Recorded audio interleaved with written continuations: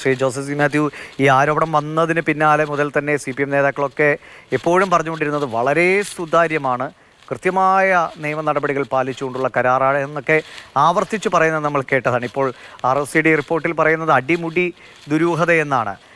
CBI അടക്കമുള്ള ഏജൻസികളെ കൊണ്ട് അന്വേഷിക്കണമെന്ന ശുപാർശ പോലും ഈ റിപ്പോർട്ടിലുണ്ട്. അപ്പോൾ എത്രത്തോളം ഗുരുതരമാണ് ഇതെന്ന് കൂടുതൽ വെളിവാവുകയാണല്ലേ? അതായത് registrar of company is Bangalore, അവിടെ രജിസ്റ്റർ ചെയ്ത കമ്പനി എന്നുള്ള രീതിയിൽ എക്സാലോജിക്കിന്റെ ഈ CMRലുമായിട്ടുള്ള ഇടപാട് സംബന്ധിച്ച് അന്വേഷണം നടത്തുകയും അതിന്റെ അടിസ്ഥാനത്തിൽ അവര് ഒരു 206 സബ്സെക്ഷൻ 4 പ്രകാരമുള്ള ഒരു റിപ്പോർട്ട് കൊടുക്കുകയാണ് ചെയ്തിട്ടുള്ളതെന്നാണ് ഞാൻ മനസ്സിലാക്കുന്നത്.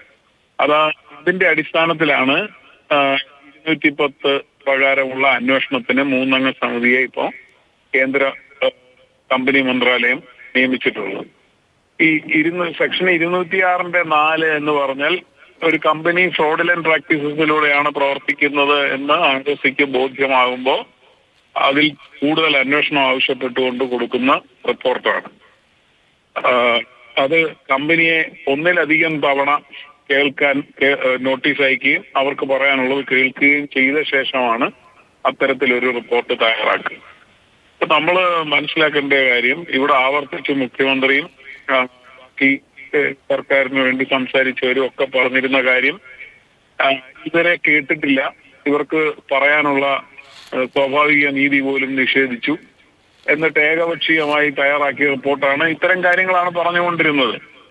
അപ്പോൾ അങ്ങനെ അല്ലാതെ ഇപ്പോൾ കമ്പനി മന്ത്രാലയം അവരെ കേൾക്കാൻ തയ്യാറായപ്പോൾ പോലും അവർക്കൊന്നും പറയാനില്ല എന്നുള്ളതാണ് ഈ റിപ്പോർട്ടിലൂടെ വ്യക്തമാകുന്നത്. പറയാനില്ലാത്തതിന്റെ കാരണം നമുക്കറിയാം. അങ്ങനെ ഒരു പ്രവൃത്തിയും ആ പ്രവൃത്തി ഇല്ലാത്ത പ്രവൃത്തിയെ ന്യായീകരിക്കാനുള്ള രേഖകളും അവരുടെ കൈവശം ഉണ്ടാവില്ല. അതുകൊണ്ട് തന്നെ അവര് അധികൃതർ ആവശ്യപ്പെട്ടപ്പോൾ ഇനി ഞങ്ങളെ കേട്ടില്ല എന്നുള്ള വാദമെങ്കിലും നിലനിൽക്കില്ല എന്നുള്ളതാണ് ഇതിന്റെ ഒരു ഇമ്പാക്ട് എന്നാണ് ഞാൻ മനസ്സിലാക്കുന്നത്. എന്നാൽ ഇതിന്റെ അന്വേഷണത്തെ കുറിച്ച് കമ്പനി മന്ത്രാലയം അന്വേഷിക്കുന്നത് കൊണ്ട് ഞാൻ വിചാരിക്കുന്നില്ല. അതിലും വിപുലമായ വിഷയങ്ങളെ കുറിച്ചാണ് ഇന്ററിം സെറ്റിൽമെന്റ് ബോർഡിന്റെ ഓർഡറിൽ പറഞ്ഞിട്ടുള്ളത്. ഇതൊരു പൊളിറ്റിക്കൽ കറപ്ഷൻ ആണെന്നും ആ കറപ്ഷൻ ഈ കമ്പനിയിൽ പാർക്ക് ചെയ്തിരിക്കുന്നുവെന്നും മാത്രമാണ് അവർ പറഞ്ഞിട്ടുള്ളത്.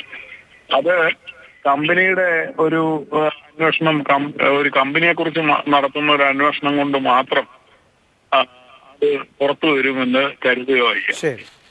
ശരി, എന്തായാലും ഇനി കൂടുതൽ ന്യായീകരണങ്ങൾ നമ്മൾ വരും ദിവസങ്ങളിൽ പ്രതീക്ഷിക്കുകയും വേണം. വളരെ നന്ദി ശ്രീ ജോസഫ് സി മാത്യു പ്രതികരിച്ചതിന്.